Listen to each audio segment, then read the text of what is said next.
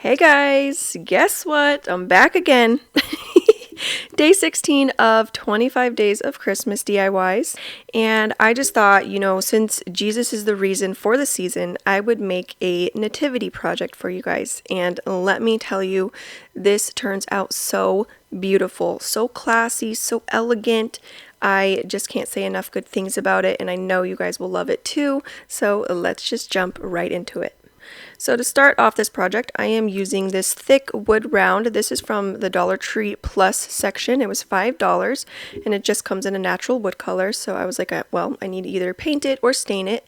And I decided to do a dark stain on it. I picked this color of stain, which I don't even want to say because I don't want to butcher the name, but like Jacobine, I'm not sure. Jacobian, I feel like there's so many ways to say it.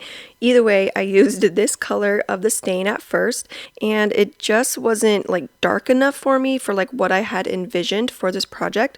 So I did go get some dark walnut stain from the garage, and I did like a really good layer of the dark walnut on top of this wood round, but after I had already put on the first layer of that Jacobine color. We're just going to go with Jacobine, guys. I don't know. That color. So I made sure to do the color first because I didn't want some spots to be like way darker than others because I didn't finish staining the wood round first. So I did the first layer with the first stain, and then I took that dark walnut. You can see it's really, really dark and it's super thick and wet, and it would not have dried quick enough.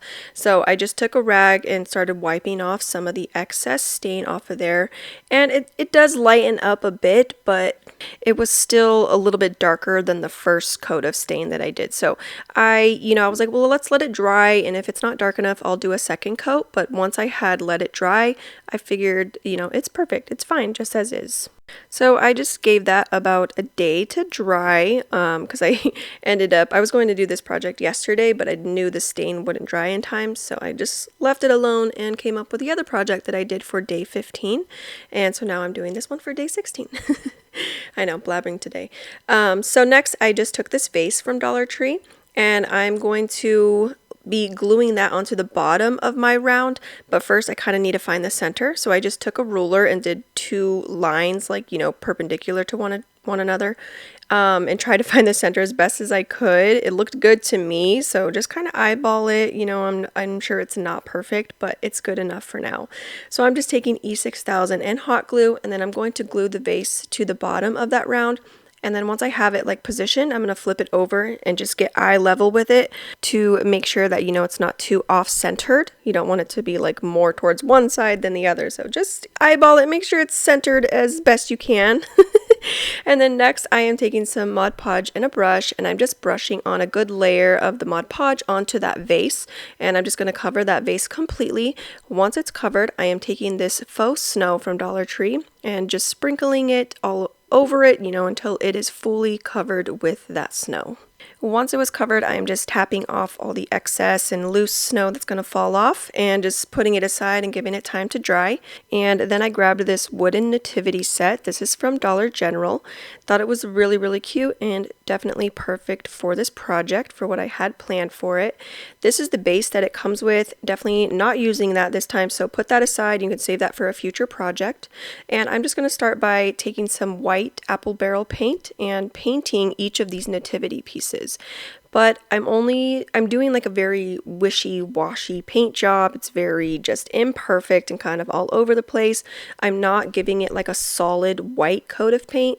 I am kind of just like leaving some of the natural wood to show through a little bit. But make sure you do get inside all the nooks and crannies, and then you also want to paint the outsides as well and the back side too, because this is going to be like a 3D project. So whichever way you look at it, you want all sides to be painted. So I did that first one on camera for you, but I did the rest off camera just to save a little bit of time, but I did them the exact same way. And then next, it was time to place these onto our stand.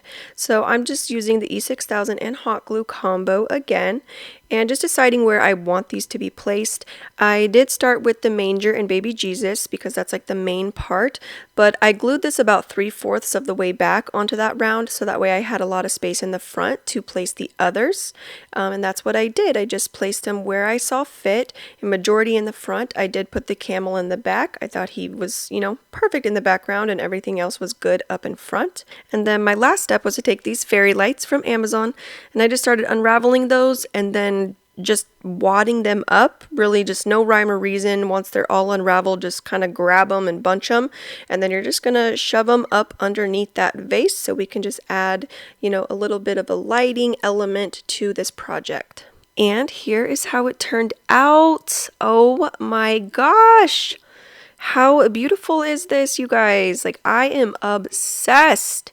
I love it. I personally think this one is my favorite so far out of all the projects that I've done for the previous days. I love this one the most. So beautiful, so classy, so elegant, and it really is just like the perfect centerpiece for your tabletop decor. I really love the contrast between the white and the dark walnut stain. That's always like a really pretty combo together, white and the dark like wood color. Love, love, love that. I love the 3D effect it's got going on. And then you have it where it's like elevated on top of that vase, which to me, I think it really elevates this piece, physically and metaphorically. I love that snow flocked vase at the bottom. So, so stunning and beautiful. I really hope you guys love this one too, just as much as I do. I mean, look at it. Look how pretty. It just took my tabletop decor to the next level. I think it's so, so stunning. And I tried to get a better visual for you guys with the lights at the bottom. So I turned off my lights in my house, closed the blinds. This was as dark as I could get it because I didn't film this, at night or anything. So, but the lights are really, really pretty at the bottom. I think it's going to look so beautiful at night and I can't wait to see it tonight, all lit up. Alright guys, well that is all I have for you, but before you go, stick around just a little bit longer and I will show you some of the things that I've created for the previous days. So just in case anything catches your eyes, definitely make your way back for days 1 through 15. I'm getting all confused. I'm like 1 through how many? Yeah, 1 through 15. Today is day 16. Hopefully you guys really like this series that I've got going on of 25 days of Christmas DIYs. It's been so fun. I mean, a little stressful, not gonna lie. Super, super fun though. It's really pushing me to my limits, getting me out of my comfort zone and just getting my, creative brain going here. And I just have loved everything that I've created so far. And hopefully you guys do too. I will link some of the videos into the cards so that way you're just taken directly to that video. But definitely go back and, browse through, check them all out. Days 1 through 16 now. And thank you guys so much for being here, spending your time with me. And I will catch you guys tomorrow for day 17. All right, bye.